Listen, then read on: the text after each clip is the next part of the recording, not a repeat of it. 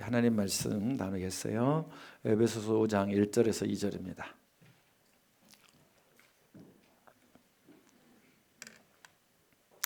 에베소서 5장 1절에서 2절 우리 함께 봉독합니다.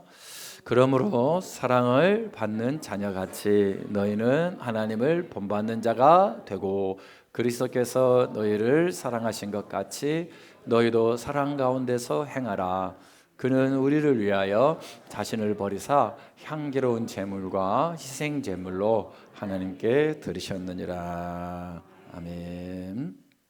자, 말씀 제목입니다. 읽어봅시다. 사랑을 받는 자녀이십니다. 우리 앞 사람에게 당신은 사랑을 받는 자녀이십니다. 아멘. 하나님의 사랑받는 자녀 맞지요? 네, 여러분이 몰라도 사랑해요. 우리 자녀들이 태어나서 부모가 사랑하는지 알겠어요? 빽빽 울기는 하죠. 부모가 사랑하듯이 우리 하나님은 더 여러분을 사랑하십니다. 그 증거가 이 자리에 이 시간에 나와 있다는 거죠. 여러분, 성경의 시작은 창세기고 성경의 마지막은 요한계시록인데요. 인류의 역사가 어떻게 시작되느냐? 창세기 보니까 결혼함으로 시작이 돼요. 계시록은 그럼 어떻게 될 것 같아요? 시작과 끝이 같죠. 결혼 잔치로 끝이 납니다. 그래서 요한계시록 21장의 마지막의 성경이죠. 내가 보매 거룩한 성 새 예루살렘이 하나님께로부터 하늘에서 내려오니 그 준비한 것이 신부가 남편을 위하여 단장한 것 같더라 그랬어요.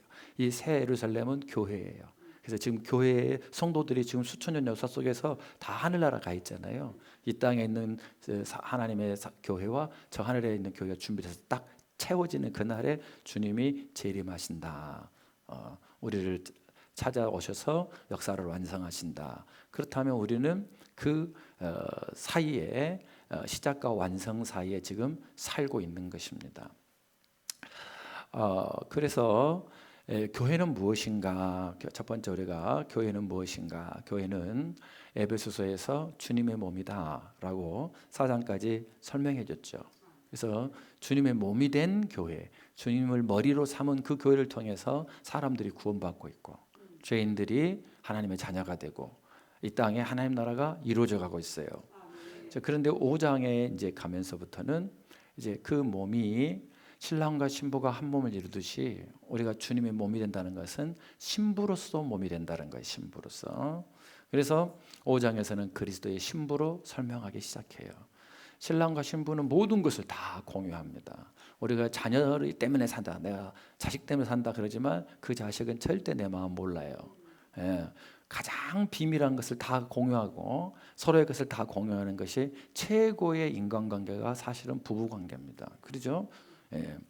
그래서 고린도후서 11장 2절에 사도 바울이 이야기하는 거 한번 읽어봅시다. 내가 하나님의 열심으로 너희를 위하여 열심을 내노니 내가 너희를 정결한 처녀로 한 남편인 그리스도께 드리려고 중매함이로다 그랬어요. 그러니까 우리는 지금 정결한 처녀로 주님의 신부로 준비되고 있는 거예요. 이걸 꼭 기억하셔야 돼요. 그래서 결국에 에베소 4장 25절부터 우리가 지금까지 살펴봤듯이 너는 이거 해라, 이거 하지 말아라, 이거 하지 말아라, 이거 하지 말아라는 것은 거룩한 순부, 거룩한 신부의 준비예요. 다시 말하면은 이제 신부가 예쁘게 결혼식을 준비해야 되는데 신부가 단장을 하잖아요. 근데 어제 잠자고 나서 얼굴 씻지도 않고 그냥 덕지덕지 바르면은 잘 되나요? 안 그러잖아요. 화장의 기초는 씻는 것부터 시작하죠. 그래서 좋은 폼 클렌징으로 팍팍팍팍 잘 닦아야 화장이 잘 먹어요. 그러니까 4장 25절 이하가 뭘 이거 하지 말라 그런 게 아니라 우리를 좋은 신부로 만들기 위해서 단장하기 위해서 먼저 작업하시는 폼 클렌징 작업과 같은 거죠. 그것이 다 된 다음에 본격적으로 예쁘게 막 사람이 변신해 보잖아요.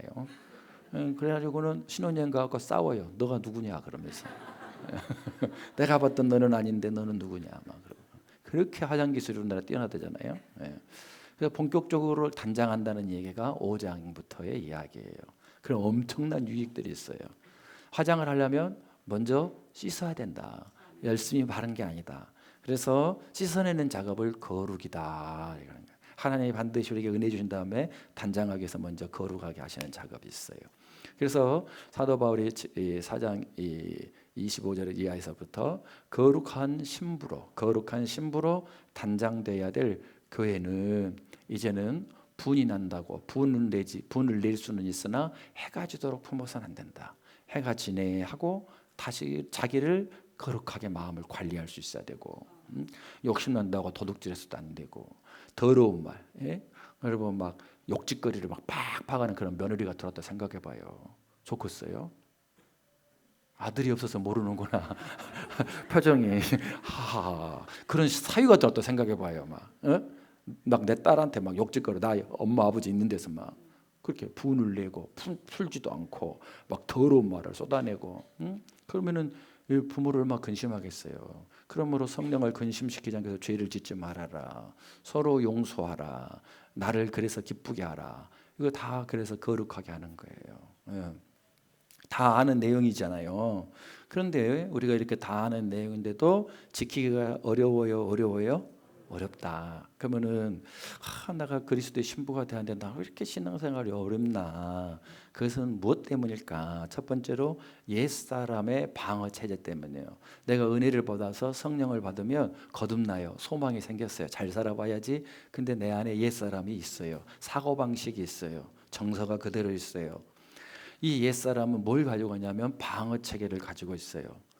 자기를 지키기 위해서. 그래서 이 옛사람의 습관들은 버리면 되지 그렇게 쉽게 말할 수가 없어요. 왜냐하면 그동안 그 방어체계 그 습관들이 나를 지켜준다고 굳게 믿고 그것을 붙잡았던 내 생명줄이고 실제적으로도 나를 방어해 주었기 때문이에요. 그래서 그것이라도 있었기 때문에 그동안 이 모진 세월을 견딜 수 있었고 살아낼 수 있었어요. 생각해 보세요. 여러분이 자존심이 없었다면 어떻게 여러분의 마음을 보호했겠어요? 그 다음 여러분의 분노가 없었다면 나를 무시하는 사람들이 더 이상 무시하지 못하도록 어떻게 방어를 해냈겠냐 이 말이에요. 여러분 안에 냉소적이고 다른 사람과 거리감을 두려고 하는 마음이 있었기 때문에 이 사람 저 사람한테 치이지 않을 수 있었는데, 문제는 새 사람이 되다가 보니까 그것이 없었으면 안 되는 내가 붙들고 있었던 건데 이제는 그걸 벗어버리라고 그러니까, 이제는 더 한 발자국 나가라고 그러니까 머리로는 이해되지만 감정적으로는 부들부들 떨려요. 여러분 부모에게 상처받는 그 자녀의 마음이 얼마나 지옥 같아요. 여러분을 어렸을 때 생각해 보세요. 그런데 여러분의 자녀가 그대로 받고 있는 거예요. 너무너무 끔찍한 거예요. 정말 죽지 못해서 살아요. 죽지 못해서. 그러니까 그걸 내려놓으라고 하면 죽을 것 같은 거예요. 죽을 것 같아. 얼마나 힘들겠어요. 그래서 사도 바울은 이제 더 이상 이거 하지 마라, 저거 하지 마라, 이거 버려라 그렇게 말씀하지 않고 5장으로 탁 넘으면서부터 오늘 1절에 뭐라 그래요? 너는 사랑을 받은 자녀라는 것을 기억해라 이렇게 말해요. 그리고 2절에서도 그리스도께서 너를 사랑하셨잖니. 사랑을 얘기해요. 사랑. 그러면 사랑이 왜 그렇게 중요하냐? 너는 하나님께 사랑받는 자녀잖아. 예수님이 생명을 다 주어서 너를 살렸잖아. 그러면 그 사랑이 왜 중요하냐? 사랑받는 자녀들은요, 사는 모습이 다르기 때문에 그래요. 제가요 주변에 많은 사람을 보진 않았어요. 다 상처가 많은데 간혹 가다 보면은 아버지의 사랑을 많이 받고 자란 딸들, 그리고 엄마의 사랑을 정말 많이 받고 자란 아들들을 봐요. 그럼 얼마나 부러운지 몰라요. 왜냐하면 그분들은요 어렸을 때부터 아버지가 내 공주 그렇게 대해줬어요. 말만 그런 것이 아니라요. 말만 그런 게 아니라 내가 요구하지도 않았는데 월급 받았다고 통닭 사오고 또 이쁘다고 선물 사주고 괜찮다고 그러는데 사탕 주고, 나는 괜찮다고 그러는데 막 뽀뽀하고 죽겠다 그러고 약속을 어긴 적이 없어요. 약속한 것은 반드시 지킬 뿐만 아니라 더 막 잘해줬거든요. 그러니까 이분들은요 아버지가 뭔 말하고 엄마가 뭔 말하면 내가 뭐해서 안 해도 그렇게 사랑해주고 나를 그렇게 끔찍하게 부들부들 떨 정도로 안아주고 그리고 막 공급해주고 그렇기 때문에 뭔가 힘든 이 부탁을 하면요 무슨 생각했어요? 이거 하고 나면 틀림없이 좋은 일이 더 있겠구나. 분명히 보상이 있겠구나. 내가 순종하면 가자가 나오고 돼지 껍데기가 나오고 곱창이 나오고 통닭이 나오고 막 공급이 와요. 그러니까 이런 분들은 이제 하나님을 아버지라 그러면 기대가 될까요? 기대가 될까요? 믿음은 기대가 있어야 되거든요. 기대가. 되게 부러운 거예요. 근데 상처가 있는 사람은 어떡할까요? 아버지 사랑도 못 받아보고 엄마의 사랑도 못 받아보니 딸들은요 어떻게 하냐면 하나님이 뭘 요구하면 또 저런다. 또 힘들게 하네. 나 진짜 힘들어 죽겠는데 뭘 더 하라고 그러지? 예, 지쳐 있어요. 그래서 아버지의 사랑을 많이 받고 엄마의 사랑을 많이 받는 그 자녀들이 너무 중요한데 이 자녀들은 어떤 특징이 있냐면 남이 나를 인정해 주지 않아도 별로 걱정을 안 해. 왜냐하면 이 세상에서 가장 중요한 존재가 나를 인정해 버렸기 때문에 네가 나를 무시한다고 내가 뭐 네가 뭔데 네가 나를 뭐 내 인생을 들었다 놨다 할 수 있겠니? 이래요. 그런데 부모의 사랑을 못 받으니까 깜짝 놀라서 모든 사람한테 인정받으려고 하고 인정 안 하면 막 힘들어하고 그러는 거예요. 그래서 남에게 인정을 많이 받은 사람은 시시하게 남에게 인정받으려고 이리 몰리고 저리 몰리지 않는데 인정을 못 받으니까 이 남자 쫓아다니고 저 남자 쫓아다니고 이 여자 바꾸고 저 여자 바꾸고 그러는 거예요. 허탈해서 게임에 빠지고 막 중독에 빠지는 거예요. 자존심으로 자기 인생을 절대로 저당 잡히지 않아야 되는데 말이에요. 그런데 사랑을 많이 받은 사람은 자존감이 이미 높기 때문에 그런 거 시시해요. 그것 때문에 내 인생을 저당 잡힐 이유가 눈꼽만큼도 없는 거예요. 억울한 상황을 만나다요. 그것 때문에 사내 중내 안 합니다. 그러니까 부럽더라 이 말이에요. 왜 그럴까요? 이미 사랑을 많이 받게 됐기 때문에. 이분들은 인생이 힘들 때에 아버지 생각하면요 눈물이 흐르면서 힘이 올라가고 그래요. 어머니를 생각하면 해도요 눈물이 나오고요 감격이 있고요.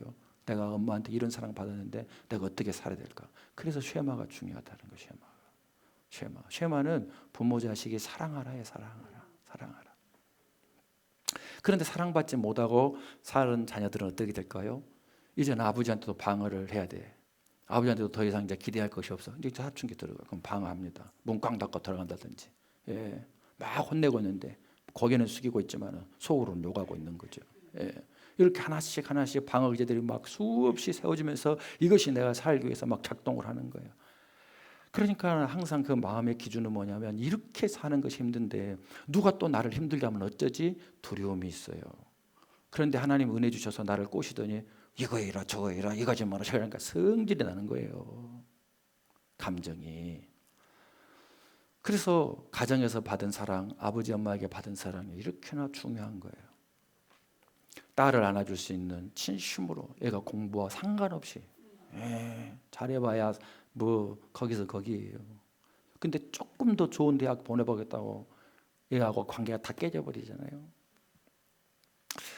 그런데 중요한 것은 아버지 엄마의 사랑으로 이 세상을 충분히 살아갈 수 있을까? 아니라는 거예요. 우리가 믿음 생활하는 데 있어서 아버지 어머니 사랑을 아무리 많이 받았어도 조금 유리하긴 하지만은 어차피 죄인이에요. 엄마 아버지도 죄인이에요. 그래서 그 엄마 아버지가 십자가 지는 일을 잘 할까요? 어려워요. 이 십자가를 져고 그리스도로 신부로 단장이 돼야만이 신랑 대신 예수를 만나고 이 땅에서도 은혜를 받고 마침내 저 천국에까지 가게 될 텐데 그게 어렵다 이 말이에요. 결국에는 이 부모의 사랑을 많이 받으면 더 유리하고 못 받았을지라도 이 사람이나 저 사람이나 결국 필요한 것은 오늘 5장 1절에 하나님의 아버지로서의 사랑입니다. 여러분 저는 아버지 사랑을 많이 못 받았어요. 그래도 그 하나님의 사랑이 오늘 계속 저기를 여기까지 오게 했고 앞으로도 저와 여러분을 인도할 것을 믿어요, 여러분. 그러니까 사도 바울은 이거 하지 말아라, 저거 하지 말아라 수많은 방어 기제에 있는 사람들한테 기준점만 얘기하는 거예요. 이 폼 클렌징 써라. 그런데 네가 억지로 지금 우리 교회에 박모 소진 양과 박모 건군이 지금 다음 달에 기도하려고 열심히 대기표 받아놓고 있어요. 그런데요 억지로 그 사람들이 자기를 막 화장하고 뭐 꾸미고 그럴까요? 안 그래요. 그걸 억지로 하라고 하면 얼마나 그거 고통이에요. 지금 막 박모 소진 양이요 몸이요 2분의 1로 줄어들었어요.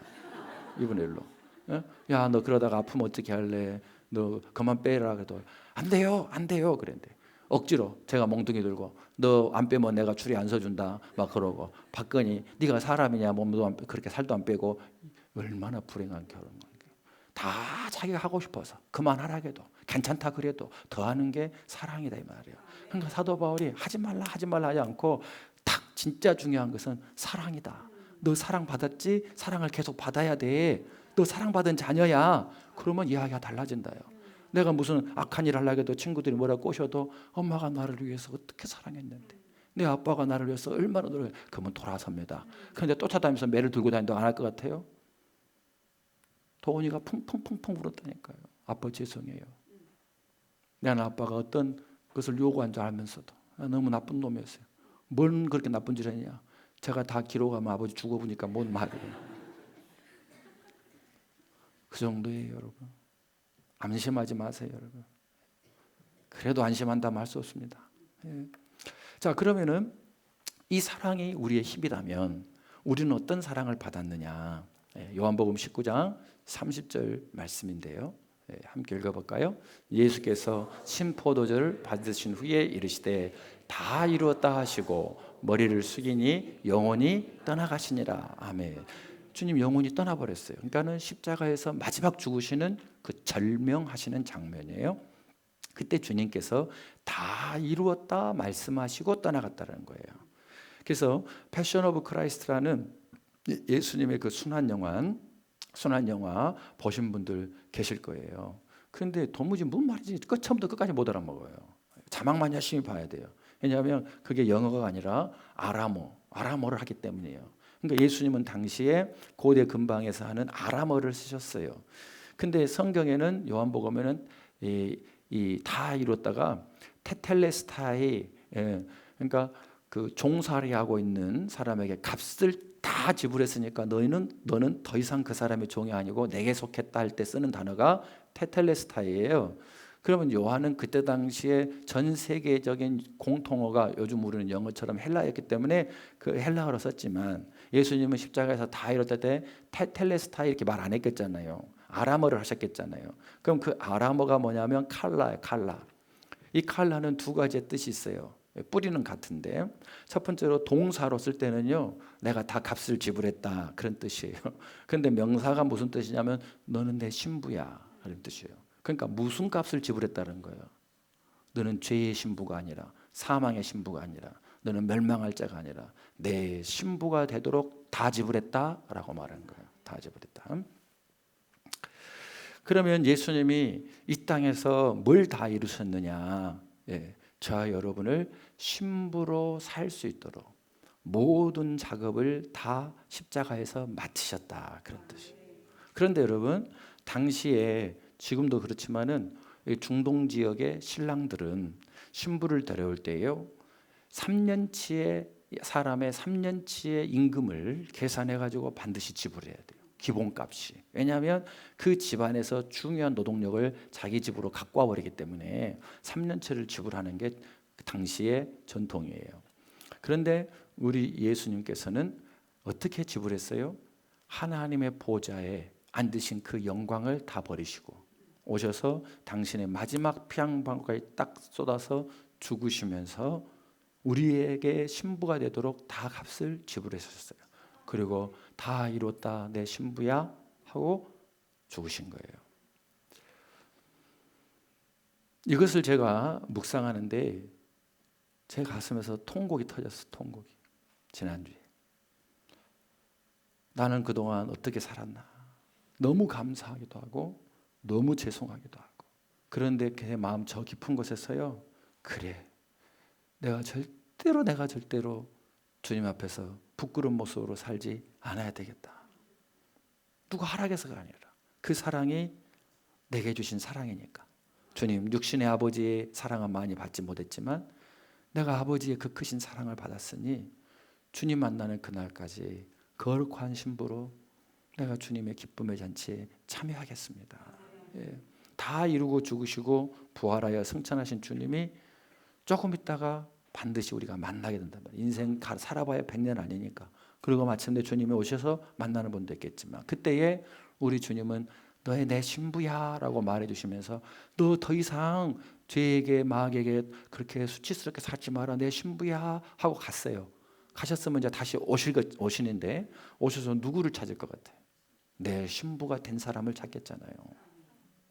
그런데 예수님이 처음 이 땅에 처음 오셨을 때는 초림이라 그러고 다시 오니까 다시 제자 써서 재림이라 그러는 거예요.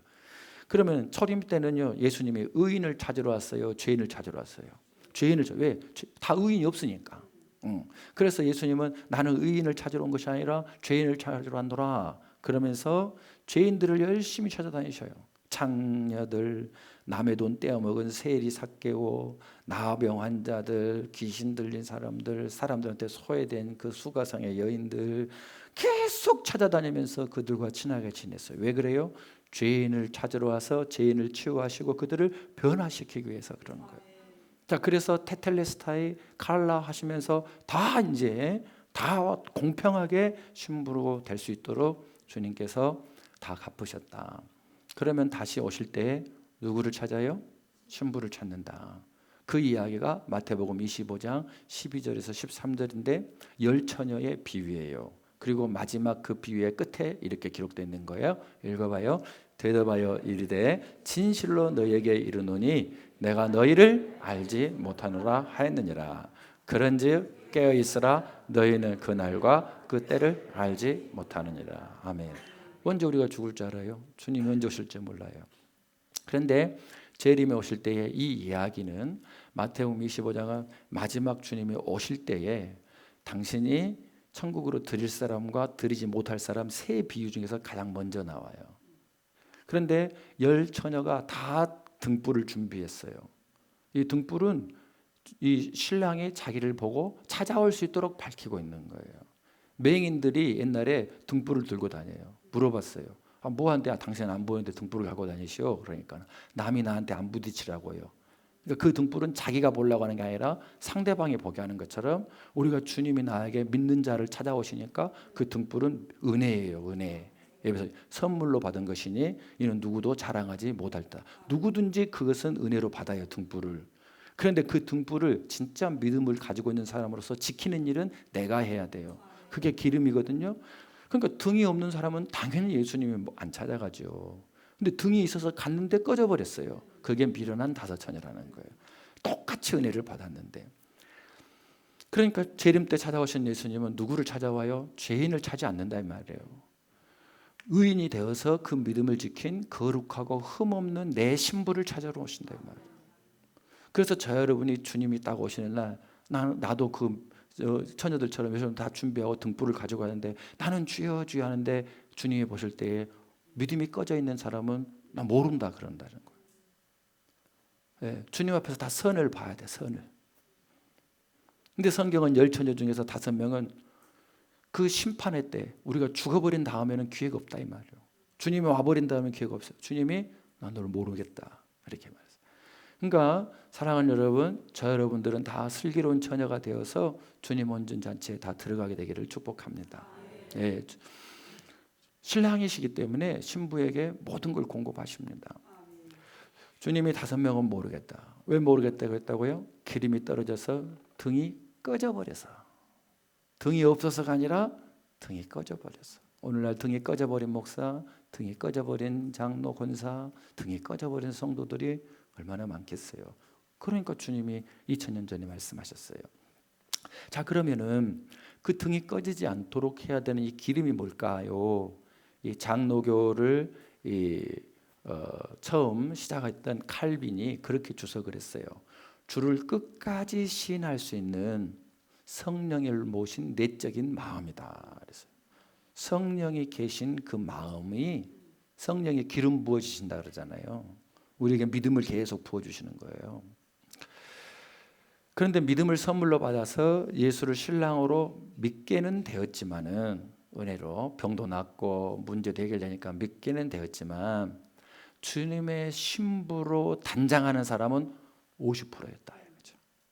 5명. 제가 26년 전에 있었던 교회에서 두 아줌마들이 교회 마당에서 싸워요. 죄송합니다. 이년아 저년아 하면서 보니까 교회 권사님 회장하고 권사 부회장이에요. 둘이 죽도록 싸워요. 막 머리채를 잡고 싸워요. 이분들이 얼마나 교회에서 열심히 하고요. 새벽기도도 빠진 적이 없고요.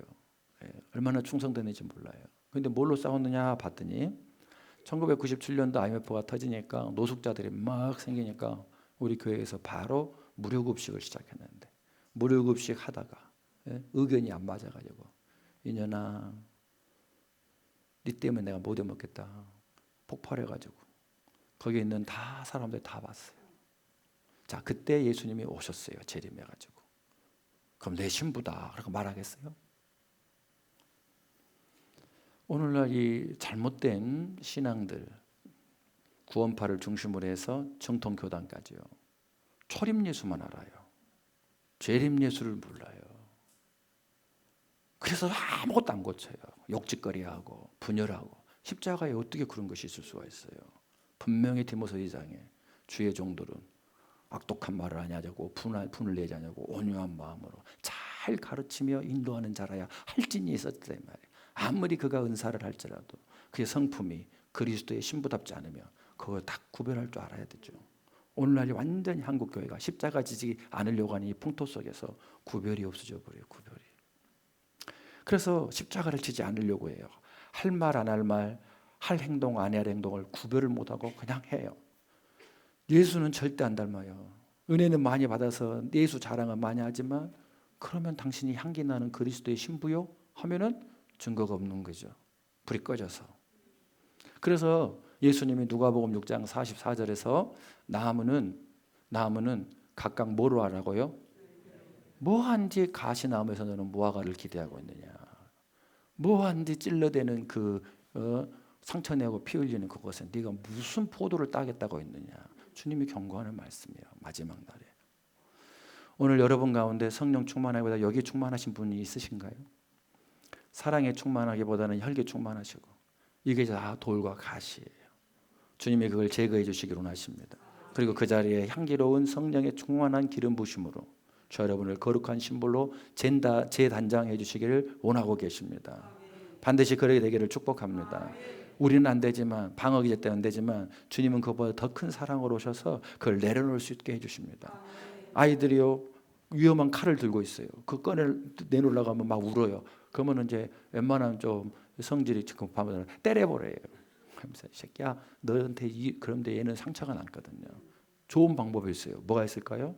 걔가 제일 갖고 싶어 했던 장난감 주면 스스로 놔요. 여러분 방어기제는 못 논다니까요. 근데 주님이 더 큰 사랑 십자가의 사랑으로 다 이루었다. 나는 너를 사랑해. 그 은혜를 받으면 우리가 내려놓게 돼 있다는 거예요. 그 사랑을 받으세요. 두 번째로 어떻게 단장해야 되느냐? 자, 그리스도 신부로 단장해야 되는데 에베소서 5장 2절에 이렇게 말씀하셨어요. 함께 읽어봅시다. 그리스도께서 너희를 사랑하신 것 같이 너희도 그는 우리를 위하여 자신을 버리사 향기로운 제물과 희생 제물로 하나님께 드리셨느니라. 아멘. 이게 기준이라는 거예요. 향기로운 제물. 우리 예수님께서 우리의 신랑이 되어 주셔서 몸으로 삼아서 천국으로까지 인도하기 위해서 십자가에서 먼저 자기를 제물로 드렸는데 그것이 하나님이 가장 받으신 향기로운 제물이었다는 거예요. 그럼 여러분 신랑과 행복하게 살려면 뜻이 같아야 돼요? 같아야 돼요? 같아야 되잖아요. 그럼 예수님이 가신 길이 십자가의 길이에요.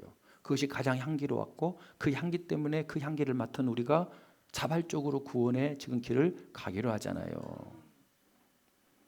그러면 우리가 신부가 되었다는 것은 향기로운 신부, 주님의 신부가 되기로 하면 우리도 주님이 가신 그 길을 나의 길로 알고 우리를 준비해야 된다는 거죠. 그래서 예수님이 누구든지 나를 따라오거든 자기를 부인하고 자기 몫에 그 향기를 내는 십자가를 지고 오라 그랬어요.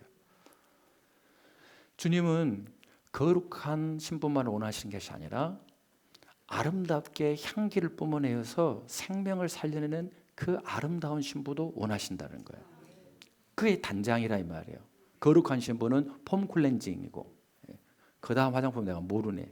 내가 진짜로 회개합니다. 내가 뭐 사다 줬어 봐야 알지.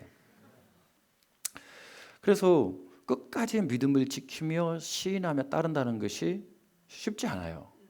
그래서 주님께서는 마태복음 24장 13절에서 종말에 대해서 말씀하시고 25장은 누구를 찾아오시냐를 말씀하셨거든요. 그 연결에 이렇게 말씀하셨다는 거 읽어봐요. 시작.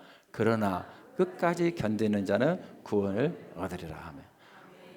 믿음이 쉽다고 말하셨어요? 어렵다고 말하셨어요? 어렵다고 말한 거예요.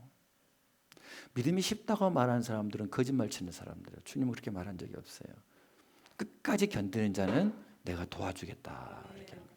누가복음 9장 62절에서도 예수께서 이르시되 손에 쟁기를 잡고 뒤를 돌아본 자는 하나님 나라 내 나라에 합당하지 않다는 거예요. 자꾸 옛사람 돌아보고 안 된다는 거예요. 결국엔 믿음의 성패는 어디에 있어요? 은혜는 항상 일정하게 오는데 내 마음에 달려있다는 거예요. 내 마음의 관리가 중요하다는 거예요. 천국은 마음에 오는 것이고 성령님도 마음에 오시니까 우리 기름을 받을 준비를 해야 한다는 거예요. 그러면 우리 성도, 우리 신앙의 선배들 어떻게 살았느냐? 그래서 이렇게 찬양송을 부르면서 늘 준비했어요. 기름을 채워라 계속 타게 늘 깨어서 기도해서 그렇게 모이기 힘쓰고요. 벌써 저분이 나오시면 안 된디 어째 나왔을까?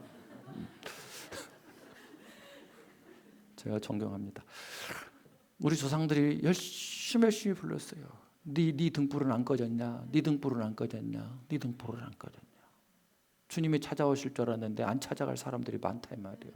주님이 우리 가정 올 줄 알았는데 안 와버린 가정이 많다 이 말이에요. 같은 시어머니하고 며느리하고 맷돌질하는데 한 사람은 올라가고 한 사람은 못 올라간다는 거예요. 주님이 하신 말씀이 내가 한 말 아닙니다. 그러니까는 그분들은 서쪽 하늘 붉은 노을 그 정말 말도 안 되게 두드러 패고 술만 먹고 제끼는 모르죠. 도박하고 그런 남편들 보면서 서쪽 하늘 붉은 노을 영문 밖에 길이라고 그래서 이 나라를 다 복음화 시켰다니까요. 어디 좋은 신랑 없나? 그게 아니라 내가 지금 이 자리가 내가 주님 만난 이 자리가 바로 나의 신부되는 시작점이라 생각하는 거예요. 그래서 하나님께 영광 돌리는 거예요. 그러니까 오늘 2절 말씀은 뭐냐면 그분이 우리를 위하여 남편이 아내를 위하여서 자기를 버려서 먼저 향기로운 제물로 하나님 앞에 드려졌으니 그 말은 우리도 신랑 되신 주님이 가신 그 십자가의 길을 내가 이제 내 앞에 두고 가야 하는 거예요. 그러니까 매사에 여러분이 가정을 하든 매일에 뭘 하든지 내 앞에 십자가를 두고 가야 한다는 거예요. 그런데 오늘날 기독교는 안 그런다 이 말이에요. 출세주의, 영광주의, 물질주의 뭐 이렇게 가잖아요. 안 되는 거예요. 주님하고 안 맞아. 안 맞아도 너무 안 맞아. 로또 신부들이요. 안 맞아. 그래서 바울은 오늘 5장에서 이제 우리에게 영광스러운 교회로서 주님이 계속 역사하시는 도와주시고 사랑하시고 더 귀하게 해주시는 축복받는 그런 교회가 되기 위해서 하지 말라는 율법을 더 이상 이제 말하지 않고 핵심 뭐에다 맞추냐면 사랑받은 자임을 알라고 그 사랑을 계속 받으라고 초점을 맞추고 있는 거예요. 그 순서를 따라야 사랑을 먼저 받아야 혼과 몸은 그냥 따라가게 돼 있어요. 예? 박모 소진양 얘기했지만은 예? 저렇게 빼갖고 저거 살까 저거 막 이렇게 생각하는데도 더 예쁘게 막 단장을 해. 예? 지가 좋아서 하는 거예요. 행복해서. 예? 왜? 사랑하니까. 그 억지로는 못 한다니까요. 요즘 어떤 세상인데. 그러니까 진리가 너희를 자유케 하리라 했는데 진리가 무거운 멍이에요. 방어체계하고 안 맞으니까. 근데 주님을 너무 사랑하고 신뢰하게 되니까 내 방어체 원수 삼고 미워하고 저주하고 복수하고 보복한 거 싹 내려놔 버리는 거예요. 그 주님이 기뻐하신 일을 막 하는데 그것이 나를 자유케 한단 말이에요. 드디어. 그 유레카. 우와 이런 요한복음 8장 이 말씀을 제가 발견했을 때 그 감격과 기쁨을 잊을 수가 없어요. 너무너무 생생해요. 지금도. 예. 이 우리의 혼과 몸은요. 혼은 우리의 생각은요. 5만 가지 생각이 들어오거든요. 근데 우리가 이 혼은 강한 영을 따라가게 돼 있어요. 그러니까 우리가 그냥 성령으로 충만하지 않으면 악한 영을 따라가요. 그래서 그렇게 죄짓고 싶고 그렇게 보복하고 싶어요. 근데 성령 충만 딱 해줘봐요. 이거 안 하고 싶어져 버려요. 그러니까 이 혼은요. 그냥 강한 쪽으로 지남철에게 붙듯이 따라다니니 매일 깨어서 기름을 채워라 그런 거예요. 성령으로 충만하라 그런 거예요. 여러분 생각해 보세요. 우리 손양원 목사님께서 저 여수 예양원에서 그 나환자들요 다리에 고름 다 입으로 빨아제끼면서. 그런데 6.25가 터지니까 뻔히 알잖아요. 다 학살당하니까. 그러니까는 성도들이 우리 목사님은 여기서 돌아가시면 안 된다고 그러면서, 그분들은 눈 빠지고 코 없고 뭐 이런 분들 아니에요. 그래서 억지로 안 간다니까 배를 빌려가지고 배에다 태워가지고 수십 미터를 밀어 넣었어요. 근데 풍덩하고 떨어져서 내가 어찌 주의 양이 있는데 가겠느냐. 그리고 순교했잖아요. 그거 누가 밀었을까요? 거기서 못 올라가 탔냐고? 아니에요. 스스로 억지로가 아니라 이 말이에요. 주기철 목사님은요, 딱 보니까 판세를 보니까 내가 여기서 희생제물이 되지 않으면 한국 기도는 죽겠구나. 주를 시인해야 되겠구나. 작정을 했어요. 뭐가 힘드냐? 수년 동안 여러분 팍 죽여줘 보면 좋겠는데 고문을 얼마나 악랄하게 되는지, 밤마다 받는 그 고문이 너무 힘들어. 근데 일본 놈들이 얼마나 영리한지요. 예? 딱 지칠 때 되면 집에를 보내줘. 따뜻한 밥 먹게. 그러면서 당신 여기서 살 수 있다. 신사참배만 하면, 일본 천황한테 절만 하면 얼마나 갈등이 되겠어요. 그러고 또 나오고 4번째인가 5번인가 나오니까 주기철 목사님 사모님이 왜 나왔냐고 화를 내더라는 거예요. 당신은 거기서 순교하셔야 되는데 왜 나왔냐고. 근데 그것을 이런 못된 여자가 없네? 안 그러고 막 우는 거예요. 순사가 또 밖에서 마당에서 했는데 주기철 목사님 그때 이제 들어가서 순교하시거든요. 마지막 얼마나 두렵고 힘들고 괴로운지 엄마 방으로 막 뛰어갔더라는 거예요. 그러고서 그 노모, 예? 그 치마폭에 80 넘은 그 노모 치마에 얼굴을 묶고 어머니 기도해 주세요. 다 너무 무서워요. 너무 힘들어요. 가야 되는 줄 알겠는데 너무 힘들어요. 어머님이 기도해 주고 그리고 가셔서 순교했단 말이에요. 여러분들이 억지로 했을까요? 무서워서 했을까요? 아닙니다. 주님을 너무 사랑하기 때문에 내가 그분을 누구든지 한 번은 죽게 돼 있고 눈을 감았다 뜨면 주님 만나게 되는데 그때 가장 값진 것으로 되었다는 자랑스러운 신부가 되고 싶은 그 마음 때문에 그 고난을 이길 수가 있는 거죠, 여러분. 찬송가의 149장에 주 달려 죽은 십자가 이렇게 찬양이 있어요. 여러분 이 찬송곡이 중학교 2학년 옥하눔이라고 하는 아이를 그 위대한 사랑의 교회를 하여튼 만드시고 정말 이 땅에 큰 역사를 일으킨 하나님의 사람 옥하눔이 되게 했어요. 이분이 4대째의 예수를 믿었어요. 그러니 얼마나 빨리 예수를 받아들였겠어요. 선교사님들이 배 타고 오니까 거제도에서 최초로 믿은 집안이에요. 그래서 교회를 세우냐. 그런데 아버지는 둘째였어요. 형님은 맨날 말씀 준비한다고 막 그 먹고 살기 힘들 때 갖고 이분이 교회 안 나가버려요. 예수를 안 믿어요. 근데 자기 아내는 옥하나 목사 어머니는 아들을 갖다가 장남을 하나님의 종을 만들겠다가지 공부하지. 근데 자기는 농사지 땅에서 생명이 나오지 그러면서 공부한다고 두드려 패고 그리고는 책가방을 2번이나 아궁이 속에 넣고 불태워버려요. 그래도 교회를 다니고 학교를 나가니까는요 어느 날은 얼마나 뺨을 세게 때려봤는지 여기 귀가 터져버려가지고 피가 막 줄줄줄 흐르더라는 거예요. 근데 그 모습을 8살인가 낮은 이 여동생이 봤어요. 근데 그때 오빠가요 그 중학교 2학년 겨울방학에 마당에서요 쌀의 문을 잡고 뭐라고 중얼중얼 하더라는 거예요. 보니까 이 찬양을 부르면서 눈물을 줄줄 흘리고 있어요. 주 달려 죽은 십자가 우리가 생각할 때에 세상에 속한 욕심 헛된 줄 알고 버리는 14살짜리가 15살 죽으신 구주밖에는 자랑을 말게 하소서 보혈의 공로 힘입어서 아버지 대적하고 싶은 이 교만한 마음을 버리게 해달라고.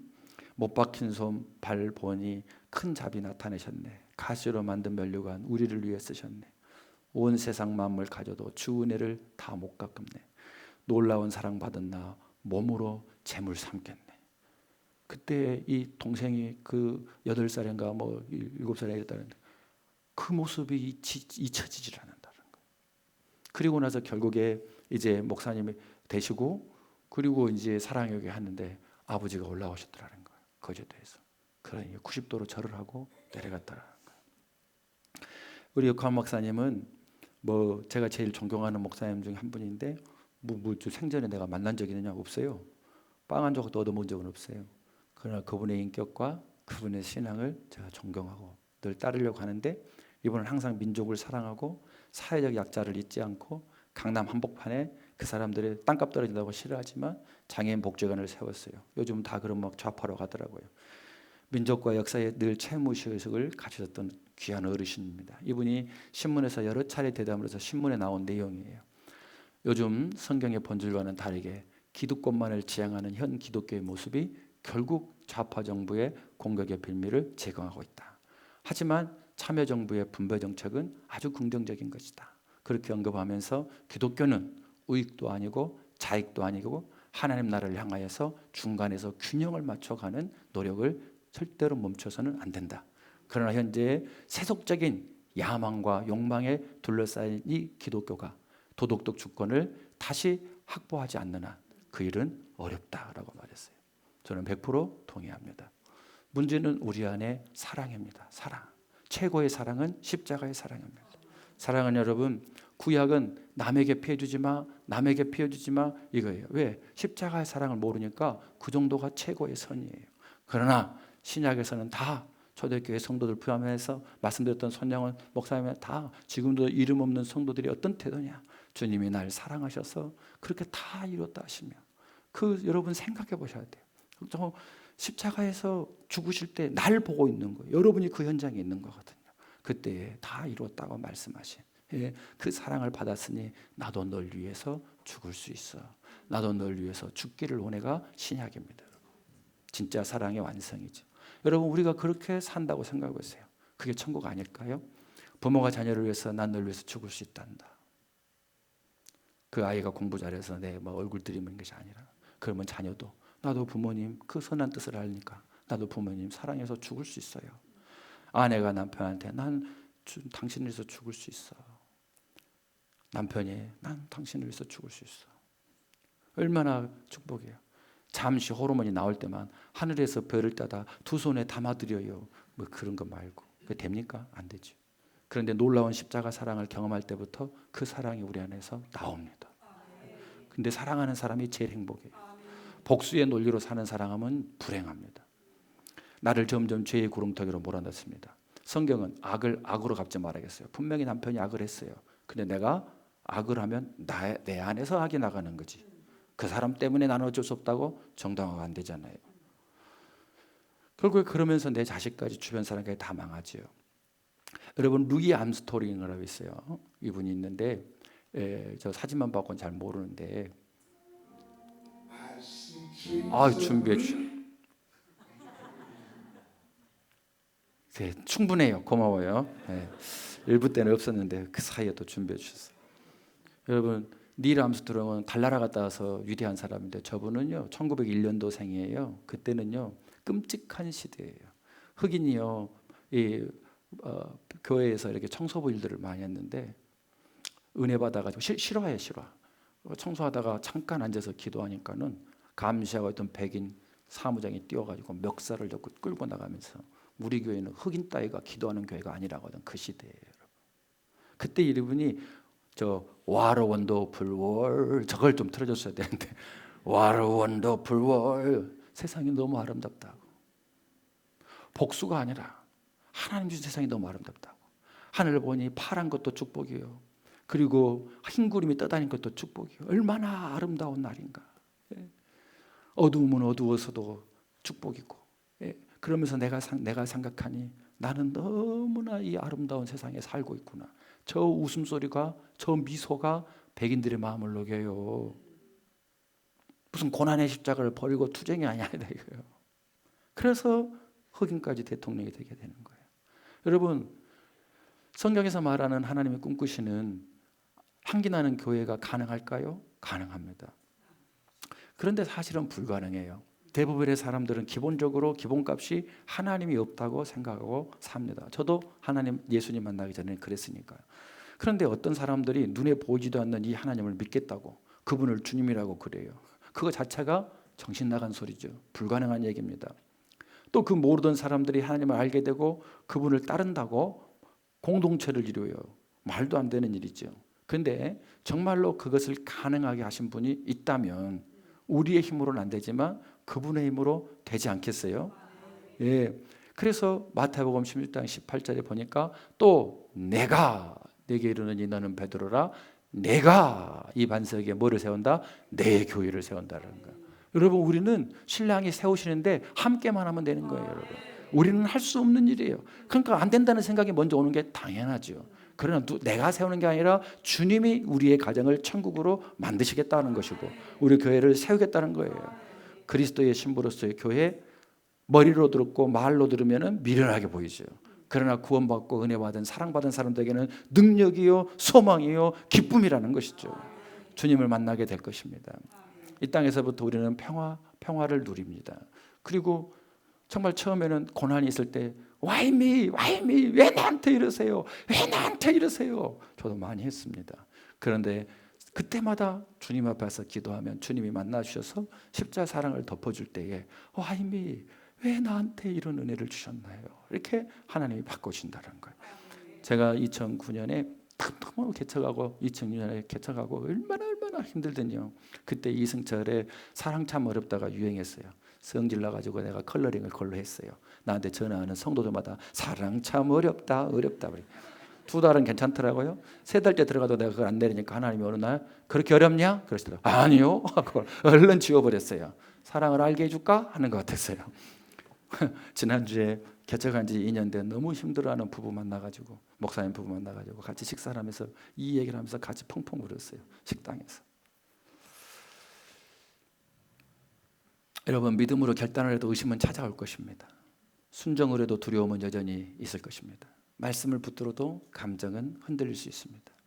여러분 믿음이 좋다고 흔들리지 않는 것이 아닙니다. 그러나 흔들리지 않고 피는 꽃은 없습니다. 우리 주님이 함께 하십니다. 믿음이 생기면 좋으신 하나님을 신뢰하기 때문에 꺾이지 않을 뿐입니다. 그리고 삶 곳곳에 로마서 8장 28절 꼭 이루어 주십니다. 함께 읽어봐요. 우리가 알거니와 하나님을 사랑하는 자 곧 그의 뜻대로 부르심을 입은 자들에게는 모든 것이 합력하여 선을 이루느니라. 아멘. 목숨을 내놓고가 아니라 목숨을 주시면서 테텔레스타이 칼라 하셨는데 이 약속 안 지켜주시겠어요? 할렐루야. 여러분 미련한 5 자녀에게는 문이 쾅 닫혀버렸어요. 근데 지금 우리에게는 열려 있습니다. 오늘이 바로 주님의 그 나라에 들어갈 수 있는 기회가 있는 날이에요. 은혜의 날이에요. 우리의 생명이 붙어있다는 것은 아직도 문을 닫지 않고 내가 너를 위해서 다 이루었다. 내가 너를 사랑한다. 여전히 그 십자가에서 다 이뤘다 하신 그 사랑의 눈빛으로 우리를 보고 계신다는 거죠. 내 신부로서 살아줘. 내 신부가 되어줘. 그래서 우리 혼인잔치에서 만나자 말씀하고 있어요. 은혜입니다. 그것이. 기름을 채울 수 있습니다. 혹시 오래된 분노로 지금 마음속에 메말라 계신 분 계십니까? 차가운 마음이 점점 굳어져 가고 계신 분이 계십니까? 우리 힘으로는 안 되지만 주님은 하실 수 있습니다. 신부는 완벽해서 부름받았나요? 아니요. 다 죄 가운데서 부름받았어요. 왜? 신부로서 준비되는 것은 신랑의 선택이기 때문에 그런 거예요. 그 선택이 은혜예요. 오늘 나는 너를 여전히 사랑해. 너 나와 함께 다시 시작하지 않겠니? 오늘 여러분 이렇게 기도해 봅시다. 주님, 내 안에 버리지 못하는 어리석은 옛사람의 모습을 다 보여주시고 오늘 그 주님의 사랑이 확증되어 그 주님이 십자가 날 보고 보시는 그 은혜의 사랑이 내게 흘러와서 다 씻어지게 하여 주시옵소서. 그리고 주님이 단장하시는 만큼 멋지고 아름다운 가정을 이루어가고 세상을 만들어가는 주님의 아름다운 신부가 되게 하여 주시옵소서. 우리 소원을 가지고 우리 함께 말씀 붙잡고 기도해 봅시다. 기도를 결단합니다.